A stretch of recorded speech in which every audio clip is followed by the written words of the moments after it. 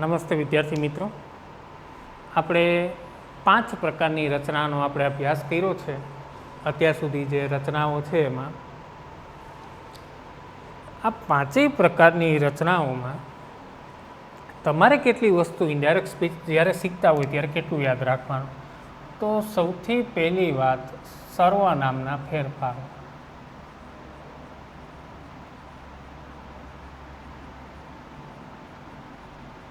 આ સર્વનામના ફેરફારોમાં તમારે ખાલી 3 મુદ્દા યાદ રાખવાના કે પ્રથમ પુરુષ હોય તો એનો ફેરફાર બોલનાર પ્રમાણે, બીજો પુરુષ હોય એનો ફેરફાર સાંભળનાર પ્રમાણે, અને જો ત્રીજો પુરુષ આપેલો હોય એનો ફેરફાર થતો નથી. આ સર્વનામના ફેરફારો, શોર્ટ એન્ડ સ્વીટ. ત્યાર પછી જે બીજો ફેરફાર છે એ કાળના ફેરફારો.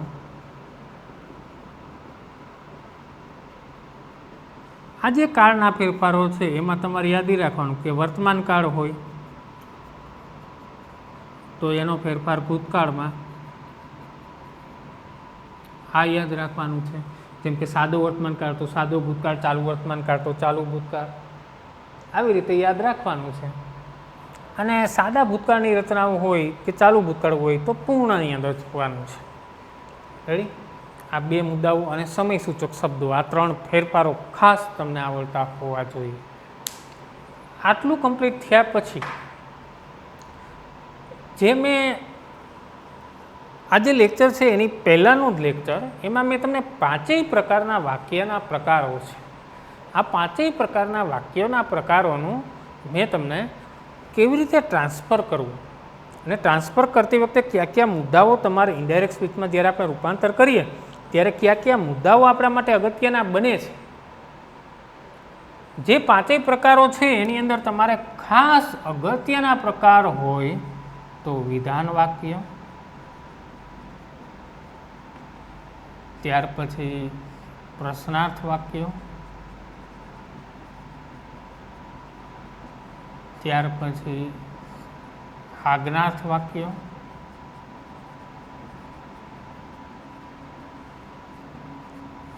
ત્યાર પછી ઉદ્ગાર વાક્યો, અને ત્યાર પછી શુભેચ્છા દર્શક. આ 5 પ્રકારના વાક્યો આપણા માટે ખૂબ જ અગત્યના બને છે દોસ્તો. હવે સમજવાની દ્રષ્ટિએ આપણે વિચાર કરીએ ઇનડાયરેક્ટ સ્પીચની અંદર, જો એક્ઝામની દ્રષ્ટિએ વાત કરીએ તો ખરેખર આપણે શું પૂછાવાનું છે? ડાયલોગ પૂછાવાનો છે. પણ પહેલાં આપણે વાક્યની પ્રેક્ટિસ દોસ્તો કરવાની છે. હવે આપણે જે અત્યાર સુધી લેક્ચરની અંદર આપણે શું કરતા, જે વાક્યનો એક પ્રકાર હોય એને સમજીએ, પછી એના જ વાક્યના આપણે ઇનડાયરેક્ટ સ્પીચમાં ફેરફાર કરતા. હવે આપણે શું કરવાનું છે તો કે મિક્સ એક્સરસાઇઝ જોવાની છે. બધા પ્રકારો એની અંદર મિક્સ હશે. Mix exercise.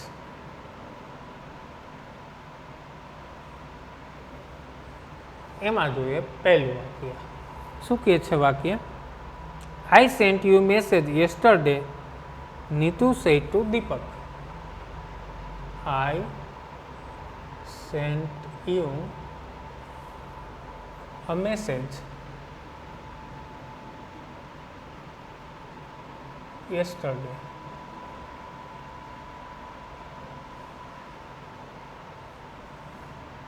Neetu said to Deepak.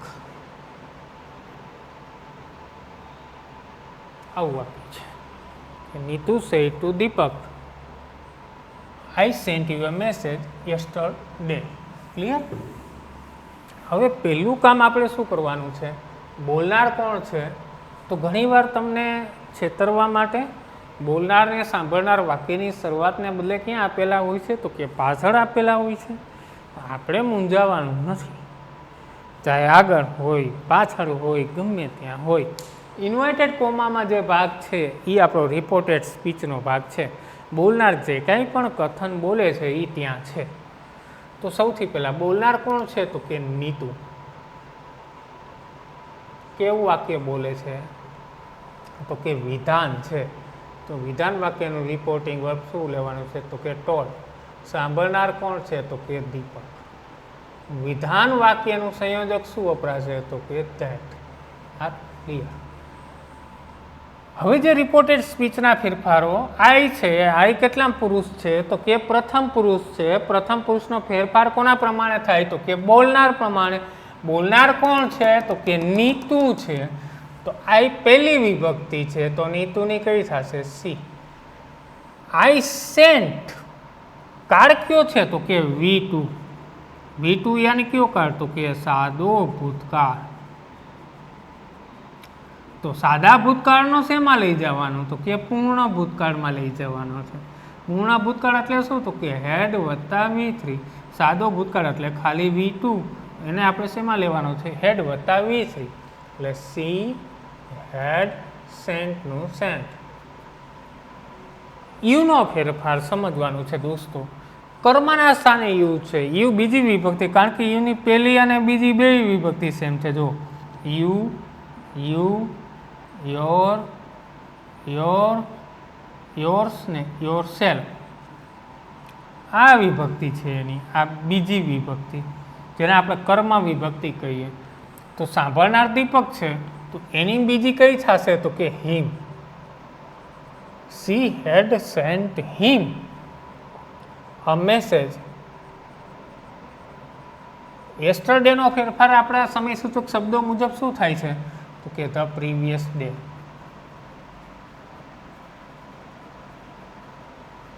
Clear?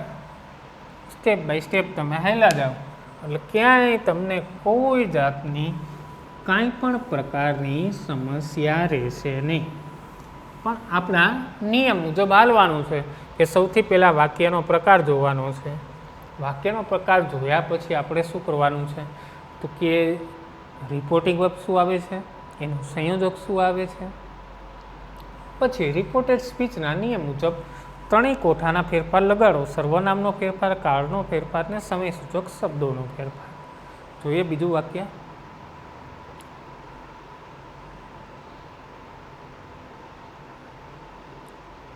The shopkeeper said, "What can I do for you?"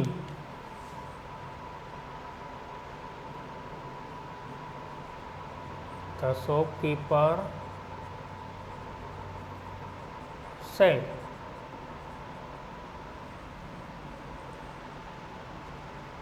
"What can I do for you, madam?"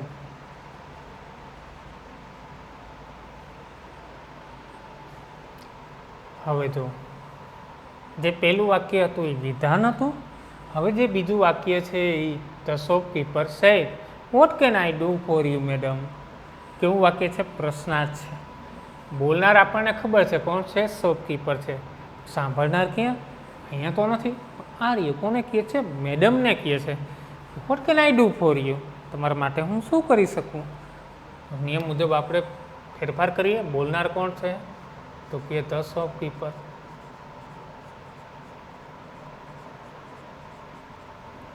પ્રશ્નાર્થ વાક્યો છે, તો પ્રશ્નાર્થ વાક્યનું રિપોર્ટિંગ વર્બ શું આવશે? તો કે આસ્ક. સાંભળનારમાં આપણે કોને લેવાનું છે? તો કે મેડમને લેવાનું છે. સંયોજક, પ્રશ્નાર્થનો કયો પ્રકાર છે? વોટથી વાક્ય છે એટલે WH, તો એનું સંયોજક WH નું શું આવે છે? તો કે વોટનું હોટ. હવે જે મુદ્દો આપણે યાદ રાખવાનો એ છે, મેં તમને વારે વારે કીધું છે કે વિદ્યાર્થી જે ભૂલ કરે છે આ મુદ્દાની ભૂલ કરે છે. કયો મુદ્દો? તો કે પ્રશ્નાર્થ વાક્યોનું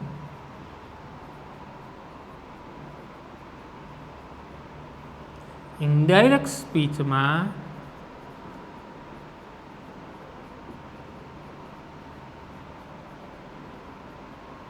રૂપાંતર કરીએ ત્યારે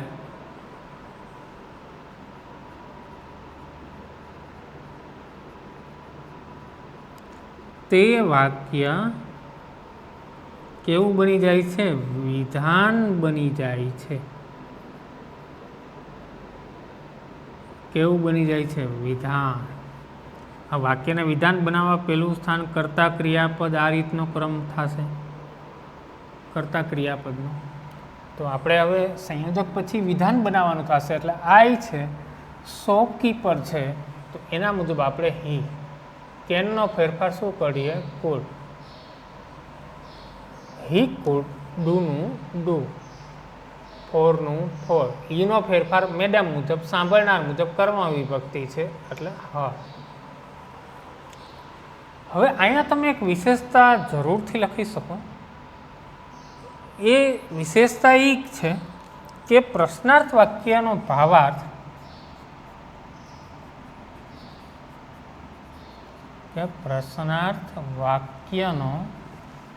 ભાવાર્થ વિનંતી દર્શક હોય તો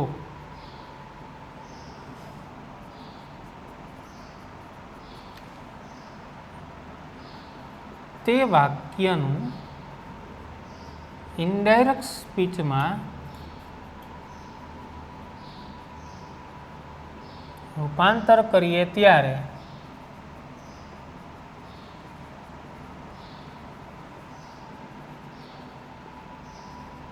asked with request લખી શકાય. હવે જો શોપકીપર છે એ મેડમને જ્યારે કહેતો હોય, જ્યારે શોપકીપર મેડમની વાત કરે છે કે vote can I do for you, ત્યારે જે એની અંદર જે ભાવાર્થ છે, આ જે દેખીતી રીતે તમે જે આ વાક્ય વાંચો ને, તો એ વાક્યનો જે ભાવાર્થ છે ને દોસ્તો, એ સ્વાભાવિક રીતે આપણને ખબર પડી જાય કે વિનંતીનો ભાવાર્થ હોય. તો આપણે પેરેગ્રાફને રૂડો અને રળિયામણો બનાવવા માટે, એને આપણે બ્યુટીફુલ કહીએ, સુંદર પેરેગ્રાફ લખવો હોય તો તમે આસ્ક્ડ વિથ રિક્વેસ્ટ છે એ લખી શકો છો. એમાં કંઈ ખોટું નથી. Next,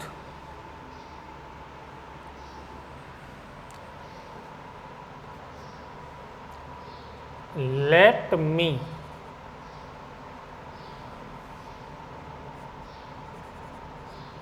type this letter. Let me type this letter.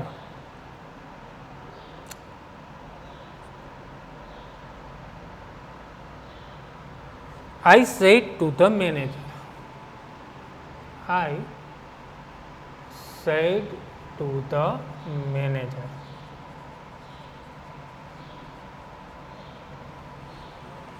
હવે જો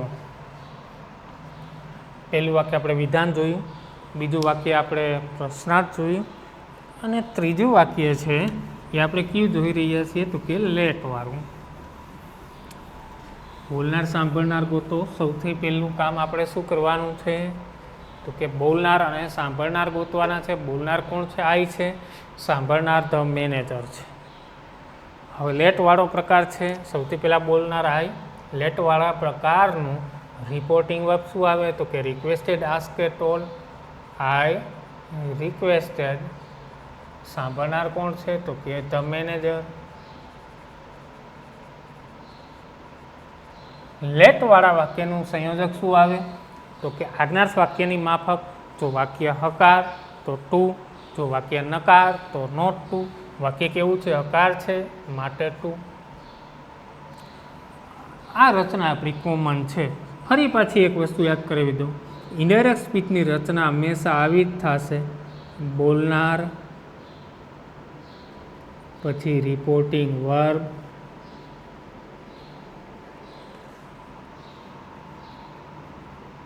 પછી સાંભળનાર, પછી સંયોજક, અને પછી રિપોર્ટેડ સ્પીચના ફેરફારો.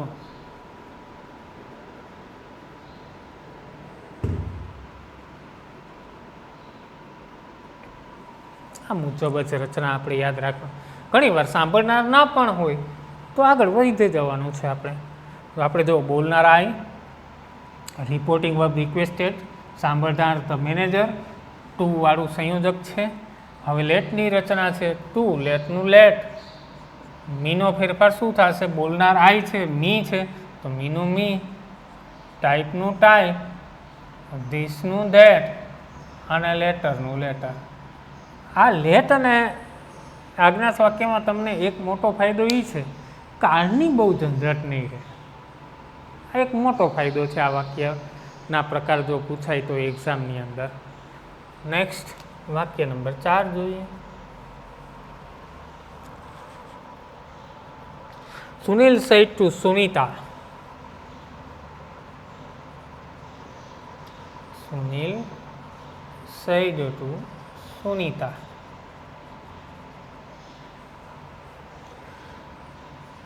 Let's go for a walk.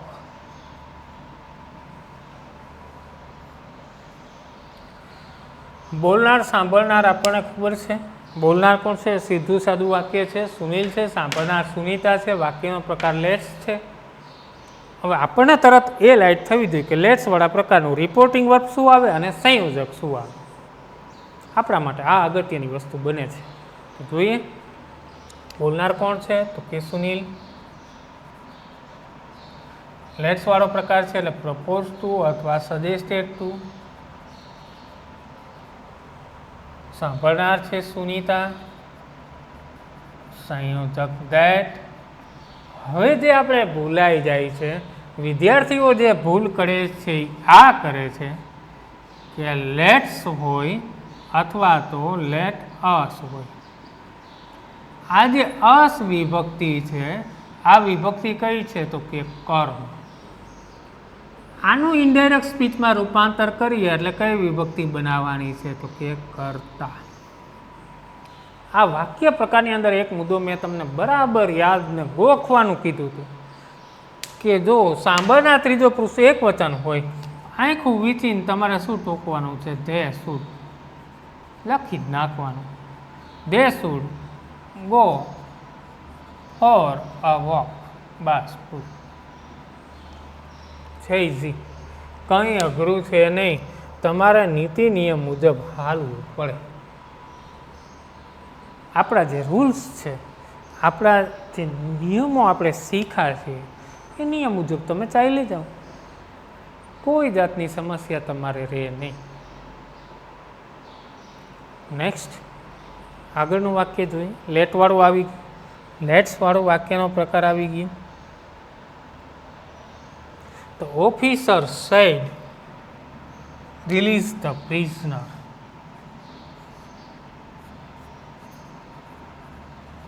The officer said, release the prisoner.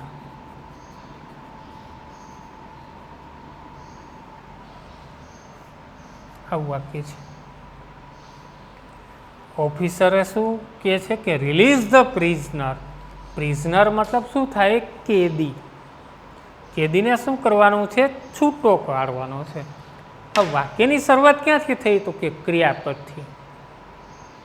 જ્યારે વાક્યની શરૂઆત કર્તાથી ન થાય અને ક્રિયાપદથી થઈ હોય તો એ વાક્યનો પ્રકાર આજ્ઞાર્થ હોય છે. તો આજ્ઞાર્થ વાક્ય માટે આપણે તો રિપોર્ટિંગ વર્બ માટે બધું યાદ રાખવાનું છે કે અલગ અલગ ભાવાર્થ હોય. ધારો કે વિનંતી હોય, સૂચન હોય, સૂચના હોય, હુકમ હોય, ફરજ દર્શક હુકમ હોય. આ લશ્કરી શબ્દો માટે. સલાહ હોય, સૂચના હોય, સૂચન હોય, ત્યાર પછી ધમકી હોય, ચેતવણી હોય. આ બધા જે ભાવાર્થ છે એ બધાનો સમાવેશ શેમાં થાય છે? તો કે આજ્ઞાર્થ વાક્યની અંદર થાય છે. તો આ જે આજ્ઞાર્થ વાક્ય છે એક્ઝામમાં 100% પૂછાશે. તમારે પેલું કામ શું કરવાનું છે? એનો ભાવાર્થ પકડો. રિલીઝ ધ પ્રિઝનર મતલબ કેદીને છોડો. ઓફિસર શું કે એની જે નીચેની કક્ષાના જે સ્ટાફ મેમ્બર હોય એને શું કરીએ? હુકમ કરતા હોય તો શું થશે? ધ ઓફિસર ordered ટુ સાંભળનાર નથી, સંયોજક તો લખવું પડે ને, to release the prisoner. Clear? તો આ 5 એક્ઝામ્પલમાં આપણે અલગ અલગ પ્રકારના 5 એક્ઝામ્પલની અંદર વાક્યનો આપણે સમાવેશ કર્યો છે. હવે જે વાક્ય હું તમને અત્યારે આપવાનો છું એ તમને મિક્સ એક્સરસાઇઝ સ્વરૂપે હોમવર્કની અંદર આપવાનું છું દોસ્તો. તો ઘરે આપણે આ કરવાનું છે. હવે પછીના જે લેક્ચર મૂકવાનો છે એની અંદર તમારે શું કરવાનું છે, તો કે તમારે જે એક્ઝામની અંદર જે પૂછાવાનું છે, આપણે શું પૂછાશે, તો કે ડાયલોગ પૂછાશે. આ ડાયલોગની અંદર તમારે ઘણા બધા મુદ્દાઓ યાદ રાખવાના. અત્યાર સુધી આપણે જે જોયું છે વાક્યનું ઇનડાયરેક્ટ સ્પીચમાં રૂપાંતર કરતા શીખ્યા છે, પણ એક્ઝામની દ્રષ્ટિએ જોઈએ તો આપણે ડાયલોગ પૂછાવાનો છે, સંવાદ સ્વરૂપે આવશે. તો એનું આપણે ઇનડાયરેક્ટ સ્પીચમાં કેવી રીતે ફેરફાર કરવો, શું નિયમો છે એ શીખવાનું રહેશે. અત્યારે હું તમને જે વાક્યો આપું છું મિક્સ એક્સરસાઇઝના એ તમારે હોમવર્ક માટેના છે.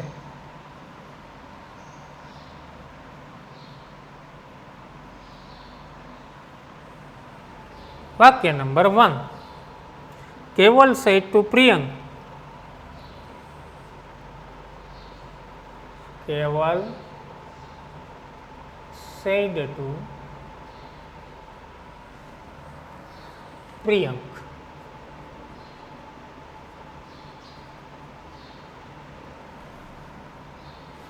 I forgot to post your letter yesterday. I forgot to post your letter yesterday. આવું વાક્ય કહે છે. હવે જો બોલનાર સાંભળનારમાં કોણ છે, તો કે કેવલ બોલનાર છે, સાંભળનાર પ્રિયંક છે. જે વાક્ય બોલે છે કેવલ એ કેવું વાક્ય છે, તો કે વિધાન વાક્ય છે. વિધાન વાક્યના નિયમ મુજબ ફેરફાર કરવાના છે. એનું રિપોર્ટિંગ વર્બ શું આવે, એનું સંયોજક શું આવે, યાદ રાખીને ફેરફાર કરવાના છે.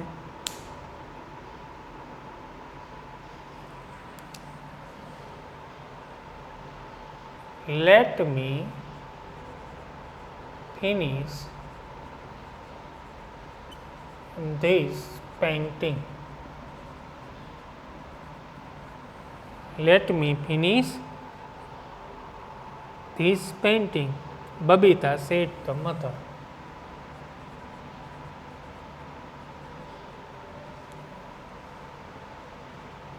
Said the mother. બીજું વાક્ય લેટ વાળું વાક્ય છે. ત્રીજું વાક્ય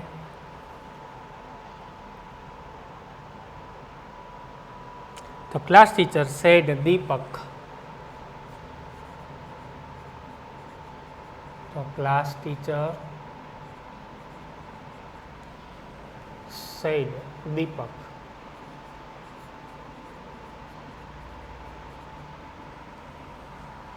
What a clever boy you are.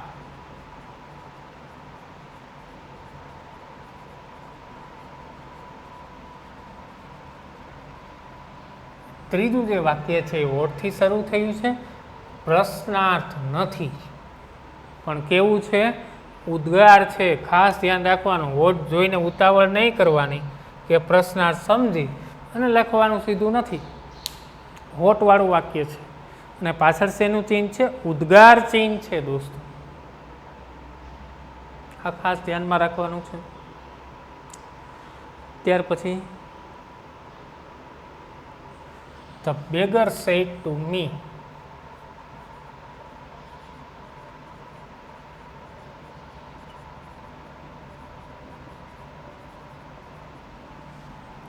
May you live long.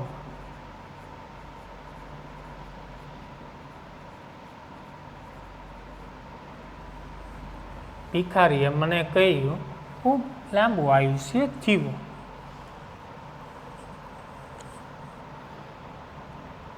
I said to him,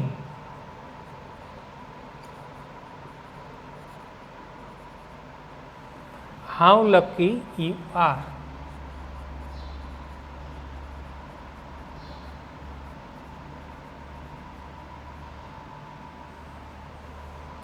વાક્ય નંબર 6.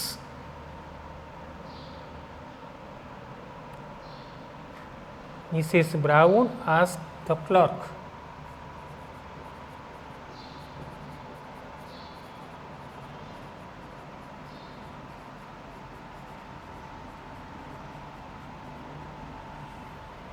Mrs. Brown asked the clerk, "When shall I get the earliest bus from here for Baroda?" When shall I get earliest bus here from Baroda? પ્રશ્નાર્થ. Ready? તો વિદ્યાર્થી મિત્રો, mix એક્સરસાઇઝની અંદર મેં હોમવર્કની અંદર તમને ટોટલ 6 વાક્ય આપ્યા છે. ઇનડાયરેક્ટ સ્પીચનું પ્રાઇમરી કામ વાક્યના પ્રકારોની સમજૂતી, વાક્યના પ્રકારના ઉદાહરણો, આ બધું અહીં પૂર્ણ થાય છે. તો વિદ્યાર્થી મિત્રો, હવે જે આપણા માટે વિડીયો લેક્ચર આગળ આવવાના છે એમાં ડાયલોગ માટેની સમજૂતી, કયા મુદ્દાઓ ડાયલોગ માટે યાદ રાખવાના છે એ આવશે. અને 6 ઉદાહરણોનો એક્ઝામ્પલ જે આપ્યા છે એનું તમારે ઘરે ઇનડાયરેક્ટ સ્પીચમાં રૂપાંતર કરવાનું છે. ના સમજાય તો એમાં કોમેન્ટ કરજો, એમાં ને એમાં તમને જવાબ મળી જશે. તો અગેન વિદ્યાર્થી મિત્રો, આપનો ખૂબ ખૂબ હૃદયપૂર્વક આભાર.